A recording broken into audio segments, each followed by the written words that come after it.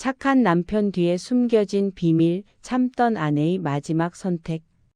가끔은 그런 생각이 듭니다. 사람 인생을 갈라놓는 순간은 항상 아주 조용히 아무렇지 않은 얼굴로 다가온다는 것. 어느덧 저는 57살이 되었고 고등학생이 된 아들과 지금의 남편과 함께 조용하고 따뜻한 집에서 행복하게 살고 있습니다. 하지만 이 평온을 얻기까지 너무 많은 파도와 이별을 건너야 했습니다. 오늘은 그 이야기를 하려 합니다. 저는 이녀 중 장녀로 자랐습니다. 우리 집엔 늘 따뜻함이 있었지요. 아버지는 애처가라는 말이 부족할 만큼 어머니를 아끼던 분이었습니다. 어머니가 기침만 해도 여보, 병원 가야겠네 하시며 등을 쓸어주던 사람, 그런 부모 밑에서 자란 저는 사랑이라는 건 당연히 그런 모습이라고 믿었어요. 집은 소박했지만 정이 가득했고 누구 하나 큰 소리를 내지 않았습니다. 저녁 식탁 위로 떠오르던 노란 전등빛까지도 늘 평화로웠지요.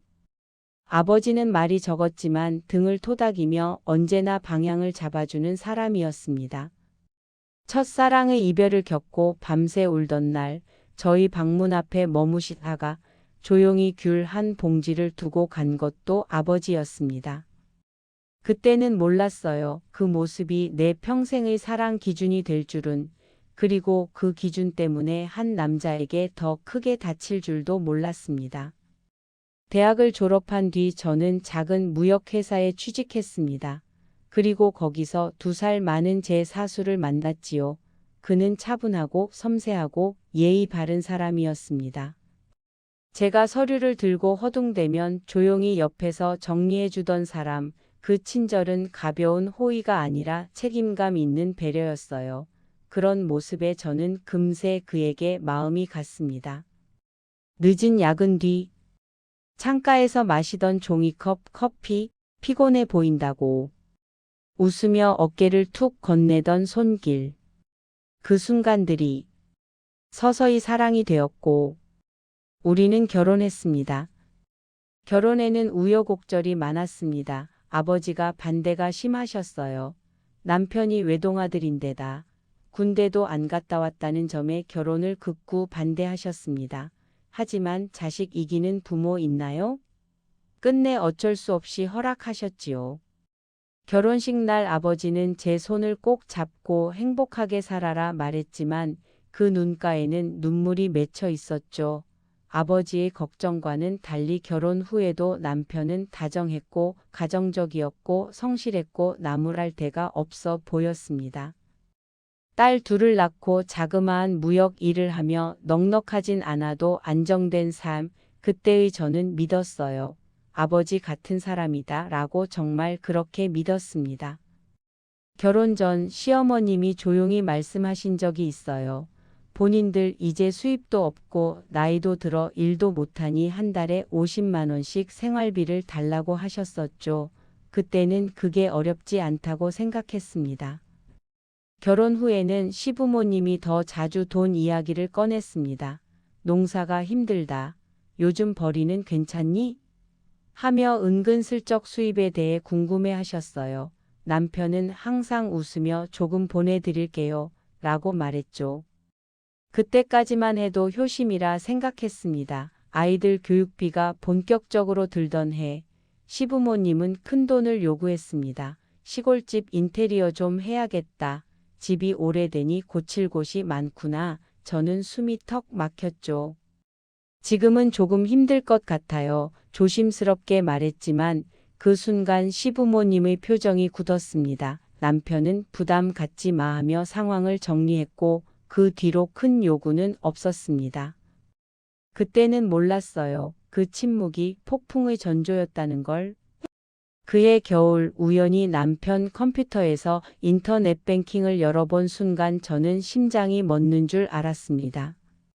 2천만 원 출금 수취인 장은경, 매달 50만 원씩 수취인 장은경, 김수동, 저도 모르는 통장이 있었고 매달 시부모님께 생활비를 보내드리고 있었어요. 머릿속이 하얘지고 손끝이 얼어붙는 느낌이었죠. 실내에 금이 가는 순간 저는 떨리는 목소리로 남편에게 이유를 물었습니다. 이건 왜 어머님께 간 거야? 남편은 잠시 멈칫하더니 곧 표정을 굳히고 말했습니다. 내 돈이야. 내가 벌어서 내 엄마 도와주겠다는데 왜 내가 따져? 그 목소리 정말 낯설었습니다. 아버지처럼 믿었던 사람에게서 처음 보는 차가움이 흘러나왔죠. 저는 조용히 말했습니다. 그냥 궁금해서 물어본 거야. 알겠어. 더 이상 싸우고 싶지 않았습니다. 솔직히 자기가 벌어 자기 부모님 줬다는데 할 말이 없더라고요. 그저 마음속 깊은 곳에 조용한 금이 생겨났다는 걸 느꼈을 뿐입니다. 며칠 후 저는 결심했습니다. 남편에게 말해봤자 소용없다. 직접 시부모님께 말해보자. 하지만 그 대화는 또 다른 벽을 만나는 시간이었습니다. 며느리가 왜 돈 걱정을 해? 내 아들이 혼자 일하며 버는 돈인데 우리가 얼마나 힘든지 알기나 해? 제 말은 전혀 들으려고도 하지 않더군요. 돈에 환장한 며느리로 대했습니다. 또 막혀버린 하나의 벽이 되었습니다. 집으로 돌아오는 겨울길, 바람이 매섭게 불었고 눈물 때문에 볼이 얼얼했습니다. 저는 이제는 정말 결혼 전 시댁 남편과는 180도 달라졌다는 걸 절감했습니다. 그렇게 눈 감고 귀 막고 참고 참다 보니 한 해, 두 해 세월이 흘러갔습니다. 그러던 어느 날, 큰아이 초등학교 3학년 시절이었습니다. 남편의 핸드폰 알림이 울렸고 화면에 메시지가 떠 있었습니다. 오늘도 기다릴게. 보고 싶어. 저는 믿고 싶지 않았습니다. 정말 믿고 싶지 않았어요. 하지만 메시지의 남편 평소 말투, 저장된 이름, 그 모든 것이 사실을 말해주고 있었습니다. 남편은 다른 여자와 연애를 하고 있었습니다. 내가 아이 뒷바라지하고 반찬 만들고 집안일을 하던 그 시간에 남편은 다른 사람에게 미소를 건네고 있었던 겁니다. 그날 밤 잠든 남편을 오래 바라보았습니다. 그 얼굴이 유난히 낯설어 보였습니다. 시댁과의 돈 문제가 있었던 그 이후로 저도 남편에게 살갑게 대하지 못하고 남편도 저를 대하는 태도가 많이 달랐습니다. 그 2년의 시간 동안 저희는 돌이킬 수 없는 길을 걸었던 것이지요. 이 여자 누구야? 저희 질문에 남편은 한동안 입을 열지 못했습니다. 미안하다고도 하지 않더군요. 결국 그는 인정했습니다. 그리고 우리는 당연한 절차를 밟듯이 이혼했습니다.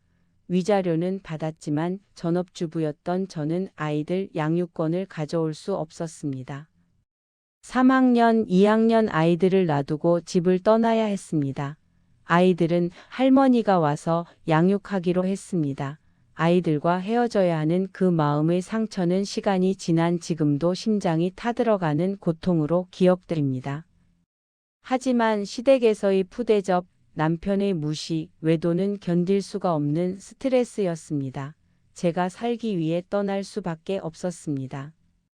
지금이었어도 저는 이혼의 길은 선택했을 겁니다. 후회는 없습니다. 이혼 후 저는 아무도 저를 모르는 타 지역으로 떠났습니다. 경력 단절 여성, 낯선 방, 새 가구 냄새, 텅 빈 냉장고가 있는 곳, 그동안 편안하게 살아온 세월의 뒤통수를 맞는 기분이었어요. 하지만 살아야 했습니다.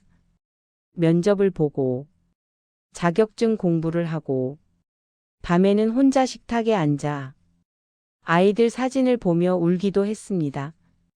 그러면서도 조금씩 아주 조금씩 견뎌냈습니다. 그리고 인생이라는 것 정말 알 수가 없는 것 같습니다. 끝난 자리에는 언제나 새로운 시작이 조용히 찾아옵니다. 지금의 남편을 만난 것도 그 즈음이었어요. 그는 나에게 무엇도 강요하지 않는 사람이었습니다. 내 과거를 묻지도 않고 내 상처를 고쳐주겠다고도 하지 않았습니다. 그저 내가 말하면 듣고 침묵하면 기다리고 힘들면 곁에 있어주기만 했습니다. 우리는 천천히 서로를 닮아갔고 서로 의지하며 살던 중 아들이 태어났습니다. 작은 손이 내 손가락을 꼭 잡던 그 순간 저는 깨달았습니다. 인생은 다시 시작될 수 있구나. 아들의 웃음, 남편의 따뜻한 눈빛, 햇살 가득한 아침, 마침내 저는 평온이라는 것을 다시 배웠습니다.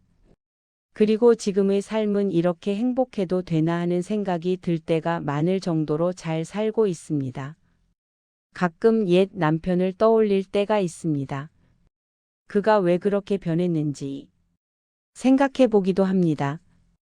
하지만 이제는 답이 중요하지 않습니다. 그저 그때의 내가 너무 아팠다는 사실만 남았을 뿐이죠. 그러나 그 모든 아픔 끝에서 저는 지금의 가족을 만났고 지금의 저를 얻었습니다. 혹시라도 비슷한 시간을 지나고 있는 누군가에게 이 말을 전하고 싶습니다. 아픔은 언젠가 끝납니다. 끝나면 다시 시작됩니다. 그리고 그 시작은 당신을 아주 멀리 새로운 행복으로 데려갈 수도 있습니다. 저는 그걸 몸으로, 마음으로 겪은 사람입니다. 그러니 기억하세요. 당신의 삶도 언제든 다시 환해질 수 있습니다.